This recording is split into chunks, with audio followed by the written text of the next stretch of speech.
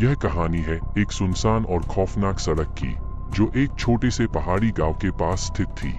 उस सड़क पर किसी का भी आना जाना बहुत कम था और जो भी उस सड़क से गुजरता वह अक्सर कुछ न कुछ अजीब और डरावना अनुभव करता। रात का समय था, आसमान में घने काले बादल छाए हुए थे और गांव के चारों ओर घना अंधेरा पसरा हुआ था। गांव में एक नई शादीशुदा जोड़ी, राज और प्रिया, रहने के लिए आई थी। राज एक शहर का लड़का था और प्रिया गांव की, पर दोनों ने शहर की भागदौड़ से दूर इस गांव में बसने का फैसला किया था। एक दिन राज के ऑफिस के काम के चलते उसे रात में ही शहर जाना पड़ा। शहर तक पहुंचने के लिए उसे उस भूतिया सड़क से होकर गुजरना पड़ता था, जिसके बारे में गांव में कई खौफनाक कहानियां प्रचलित थीं।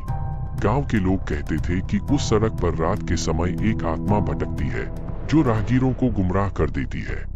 प्रिया ने राज को उस सड़क से रात में न जाने की चेतावनी दी, लेकिन राज ने उसकी बात को मजाक में उड़ा दिया। उसने कहा, यह सब बस लोगों की कल्पना है, आत्माएं वात्माएं कुछ नहीं होती, मुझे काम से जाना ही होगा। राज अपनी कार लेकर निकल पड़ा। जैसे ही वह उस सड़क पर पहुंचा, अचानक कार का इंजन बंद हो गया। उसने कार को स्टार्ट करने की कोशिश की, लेकिन कुछ नहीं हुआ।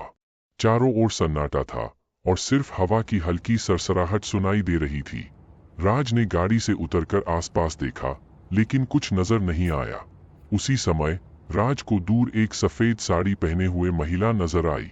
वह महिला धीरे धीरे राज की तरफ बढ़ रही थी। राज ने सोचा कि शायद वह किसी की मदद की जरूरत हो, इसलिए उसने उसकी तरफ बढ़ने का फैसला किया। लेकिन जैसे ही वह उसके पास पहुंचा, महिला ने अपना चेहरा उठाया और राज की आंखों के सामने अजीब सा अंधकार छा गया। उसके बाद राज के शरीर में कंपी दौड़ गई। उसकी आंखें उस महिला के चेहरे पर टिक गईं, जो असल में एक भूतनी थी। उसके चेहरे पर बड़ी बड़ी लाल आंखें और चेहरा इतना विकृत था कि राज की चीख निकल गई। राज ने भागने की कोशिश की, लेकिन उसके पैर जैसे जम गए थे। वह महिला धीरे धीरे उसके करीब आ रही थी। राज को लगा कि अब उसका अंत नजदीक है, लेकिन तभी उसकी जेब में रखा भगवान शिव का छोटा सा लॉकेट चमकने लगा। उस चमक से भूतनी कुछ पल के लिए रुक गई। राज ने उस मौके का फायदा उठाया और तेजी से अपनी कार की ओर भागा। किसी तरह उसने कार स्टार्ट की और उस सड़क से तेजी से निकल पड़ा। घर पहुंचने पर उसने देखा कि उसके शरीर पर कई जगहों पर निशान थे, जैसे किसी ने उसे जकड़ रखा हो। वह तुरंत प्रिया के पास गया और उसे सारी बात बताई। प्रिया ने उसे संभाला और कहा, मैंने तुम्हें चेतावनी दी थी, ये सड़क सच में भूतिया है। यहाँ पर कई साल पहले एक महिला की हत्या कर दी गई थी और उसकी आत्मा आज भी उस सड़क पर भटकती है।